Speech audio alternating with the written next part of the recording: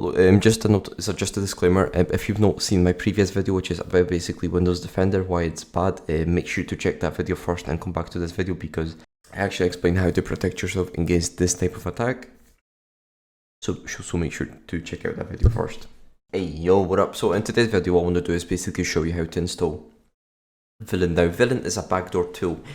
It's a very, very good tool because it bypasses Windows Defender. In my last video, as I said in the intro, bypasses the Windows Defender, which is an absolute joke from Microsoft, that some program in Python. Now I'm saying some program because it's a free source, it's not paid. Anybody could probably write this program, or at least with good programming knowledge.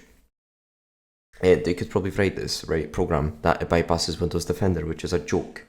So that's why I actually go about having a third-party firewall all the time.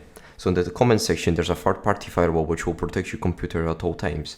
So make sure to check it out. So what we need to do now first, what we need to do is go to documents. Now, you can obviously install it wherever you want. You can install on your desktop, wherever you want. I don't like having stuff on my desktop because it'll be messy. So therefore, I have in documents. The documents is very, very accessible. What you can also do is create a new folder. And here, and you can have example, you can create a tools folder, whatever you want. I don't really mind. It's up to you. I'm just showing you how to do this. It's up to you, whatever you do with it. So I do in CD documents. So these CD documents, now what we need to do is in documents, make sure in documents by pressing D or LS or DIR. LS is better because it's blue and it shows you executables and stuff. So make sure what you do is get clone. Now in the comment section, you need to go to my comment section or look it up for yourself. It'll be Villain. You need to go into this, just get clone Villain, and it will install itself into a new directory, which therefore we need to do is go to CD Villain. Now I might ask you for a password. I'm not sure. I don't think it does. It might. I'm not very sure about that. I can't remember. Sorry guys. So CD Villain, and what we need to do is ls. Now there should be 6 files. This file is the most important one. So what we need to do is write a command to make this unexecutable, because once you install it, it won't be unexecutable. It will be just a normal file. We're going to chmod plus x villain. Make sure you put the capital letters and stuff, py. Now after you do this, it will happen is it'll make the file and that file, which means we can execute it. So now how to launch it, we do is villain py, and it will start a program. Now for me it's a problem, for you it might be the same thing if you're not running your internet connection between your virtual machine and the internet, which is fine. Now once we launch this, what we need to do now is I suggest writing help, and it will show you some stuff. Now this are all the commands. Let me just make this a bit bigger. So help, connect, siblings, sessions, backdoors, sockets, shell. Shell is what useful. We actually powers Microsoft PowerShell. Exec, which means exiting commands or files. Uploading files. Exec, you can actually upload your own, files and viruses and stuff.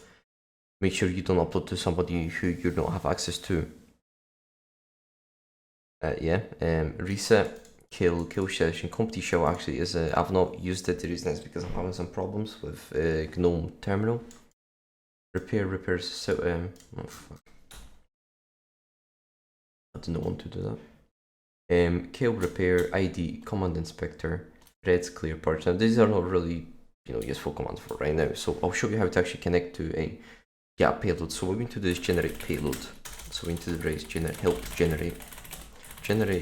And what we're going to do is for today, obviously because I have a Windows machine already turned on, we're going to use Windows. So generate payload Windows netcat PowerShell reverse TCP lhost. Now you can either write eth0, however if you've never done it, it doesn't work for you, just write the IP address. For me it's 139. I'll show you in a second how to check your IP address. Let me just get this payload. Okay, so how to check your IP address is just go file, new tab, IP fconfig, and this IP address is your IP address,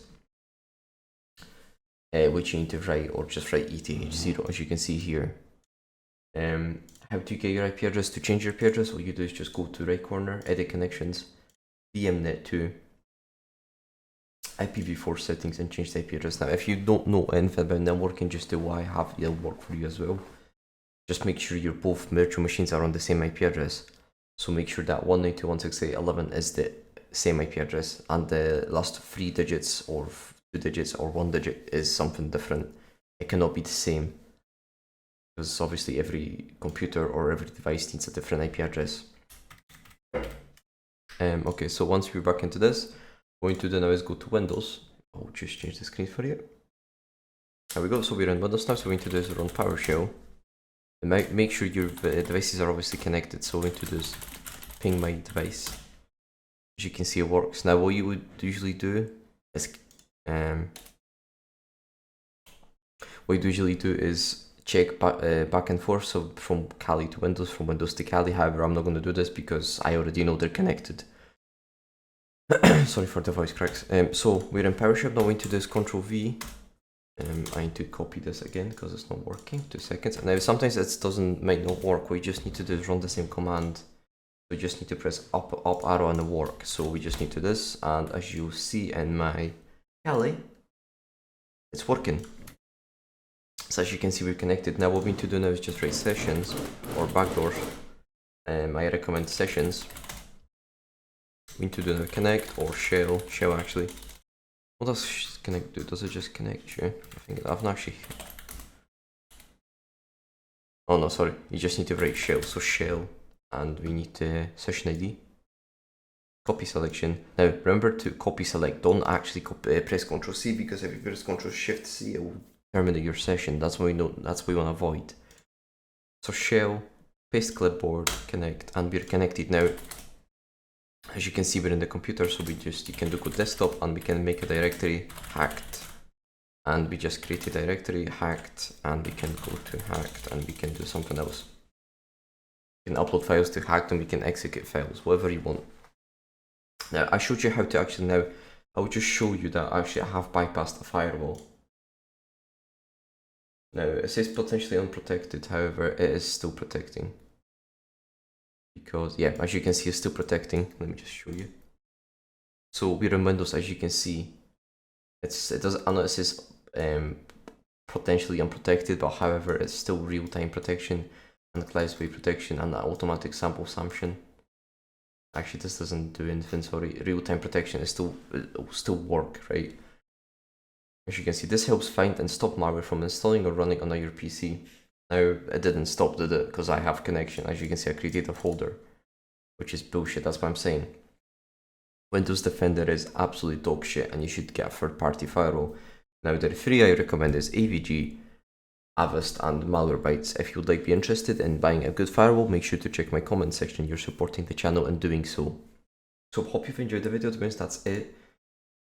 This is how easy it is to hack into someone's computer running Windows Defender. That's why I really do suggest getting a third-party firewall. So hope you've enjoyed the content. If you can leave a like, subscribe, and leave a comment what you would like to see next in the next video, or give me some feedback, I'll be very thankful, and see you next video.